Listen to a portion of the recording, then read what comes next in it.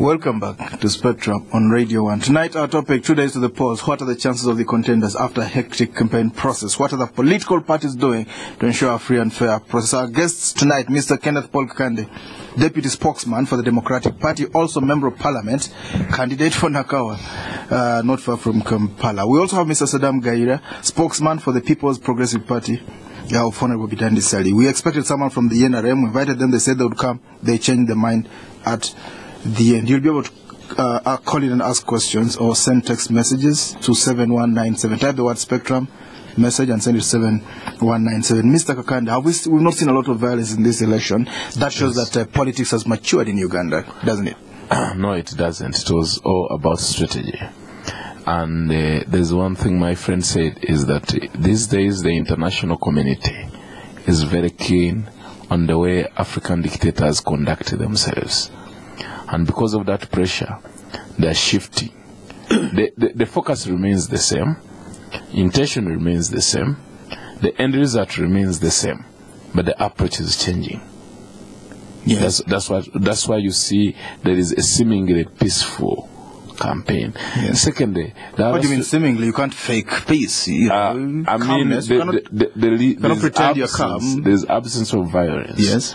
And we know how violence can be triggered. Secondly, the other intention is to keep the morale down. Whose morale?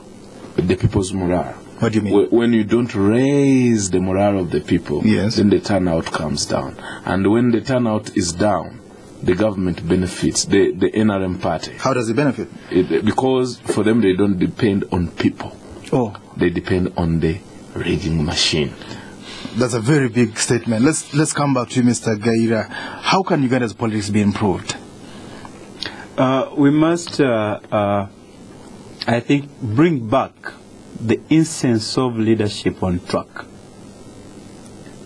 To focus the people, to focus unity, to focus the country, right? As opposed to individuals. Yes. Because what is going on now, today, is leadership focusing individuals. Your son, your brother, your sister, your brother-in-law, you know, all that, right? If we are to make or to improve our politics in this country, we have to bring back the essence of leadership to focus the country, to focus the people. What do you mean, the sense of leadership? The leaders must be exemplary. Yes. The leaders themselves. The leaders themselves. You've been reading news today. I don't know whether today or yesterday. Somebody who has been, holding leadership, positions in the country, asking money from a leader. What do you mean? 20 million shillings. Who asked for 20 million shillings and where? Mr. Saim Saleh was asking money from one of the... Well, it was in the papers yesterday and today. Yes. Asking, you give me my money if you have refused to... But that was business. To cross. Or trading in a certain type of fish. No, they are we are getting different information. Yes. Because the one who received the money is saying something different. He claims that the money was given to him in order for him to change. Okay. Right? This one who gave out money is the one who is now trying to defend himself by saying that it was meant for business. Right. But a leader who does not have a sixth sense of saying, if I don't do this, if I do this, what is going to happen? Right. We no longer have such leaders in this country. Leadership based on ideals. You're saying people come to politics to make money. Is that what you're saying? Exactly. Most of the leaders, what we have been doing since 1962, we have been changing regimes. Okay. Regimes, not leadership. Mr. Kakande, to what extent, if we look at the people standing this time, we can try and look forward to, forecast, some of the people will be in parliament. Do you think, what percentage do you think we'll have of people who are idealistic, people who are not in it for the money? Of course, there is a lot of money doing rounds during these campaigns. But again, the people are sensitized about this money. They know where it is coming from. And I've been campaigning. Well, let's look at it from the other side. You said it many times, there's money, and you are assuming that money is coming from the NRM party, it's bribing people. Rightly or wrongly, let's put that on the side.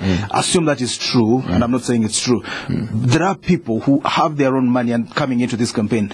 Do we have a threshold there? Can you say we have about 15% people are coming in not to make money, but to serve? Yeah, there are people who are coming in to serve. Yes. Depending on what one believes in. What percentage? If you look at it from an analyst especially people coming from political parties, especially these traditional political parties. Right. I came from the Democratic Party because of its values. I believe in fighting for the underdog in society and the unprivileged in society. I believe in creating a modern welfare state. A modern welfare state? A modern welfare state. A welfare state is one where the state gives money to its citizens. Not money as such. Is where the requirements in life are given to people without discrimination as to where they come from. For example, we put up a hospital and everybody goes in. No matter where he comes from. It doesn't matter where you come from. As long as you are Ugandan, go in and get the service. Education is a right to the citizens of Uganda and not a privilege of a few people who are close to power. That's what I mean by a modern welfare state. A state that gives to its people just because they belong to that state. That's what I'm talking about. And that is the philosophy that I believe in. And that's what I fight for. That's why when we are campaigning, okay, we go to the unprivileged in society because we believe we must create a society that unlocks the potential of every individual. Give opportunity to all without discrimination. Those are the values that attracted us to the Democratic Party, and that's what we are fighting for. That's why money cannot tempt me to change my stand and go to the other party. You can see the traditional, what should I say?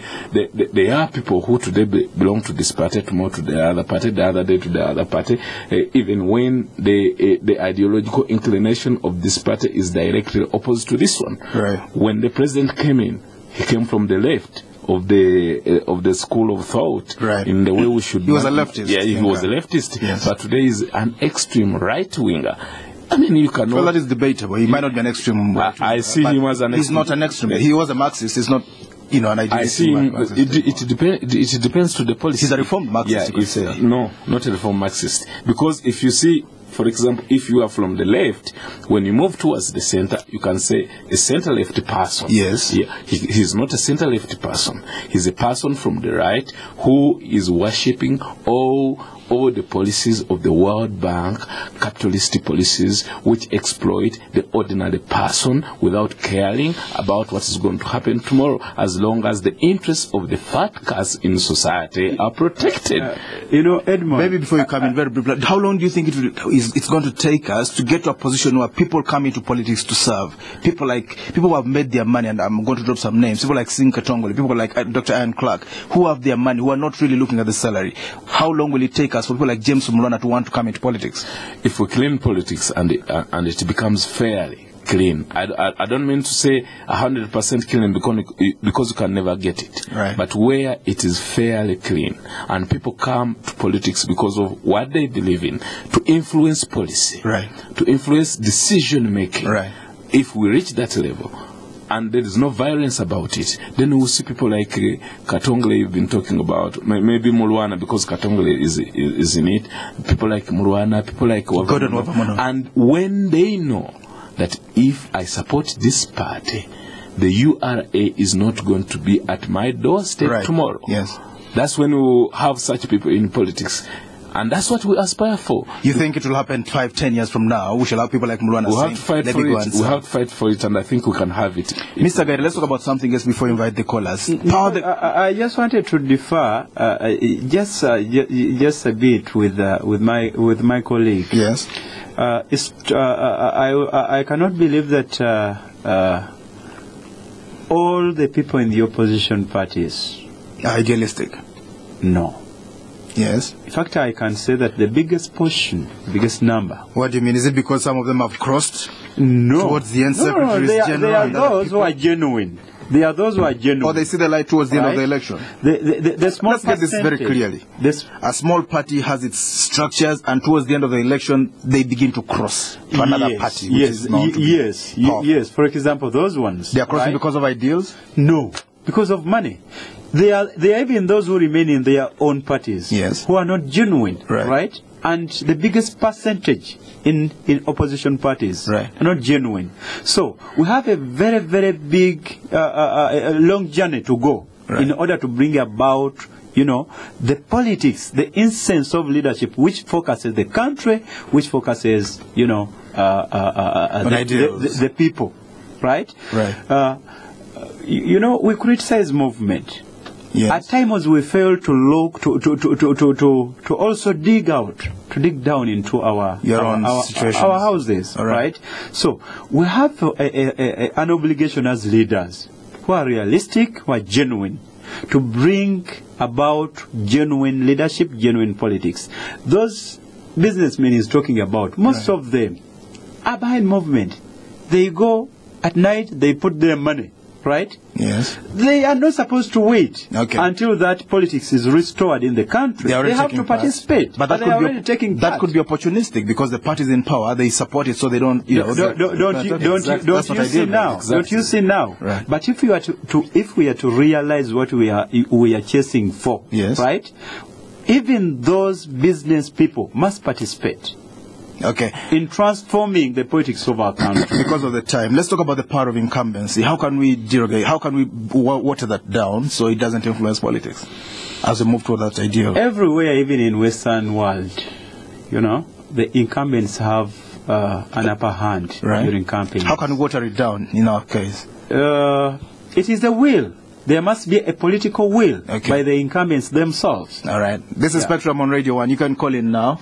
0414 for our telephone numbers, 348-111, 0312-260-390,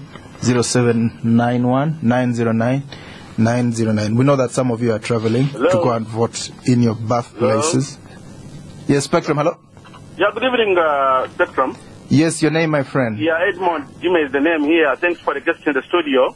Mine is just complimentary. One, as we go towards the election this coming Friday, it's very important that our people overcome an element of fear. Fear in the minds of our public is the cause of what brings about bad leadership. If people can overcome fear, like we saw it happen, where that fear is thrown away and power belongs to the people, is what the people in Egypt did recently. Now, it comes to the point of talking about money being dished out by the ruling party. I know that our people are very poor. That's on record, and it's true. And that's why they are fighting for this money. And the regime has known that it can, dung a carrot and people can take this money. But we can always keep telling our people that eat the money and vote wisely. It's not like a situation where MPs were given 5 million and then they had to change the rules of procedure for them to vote.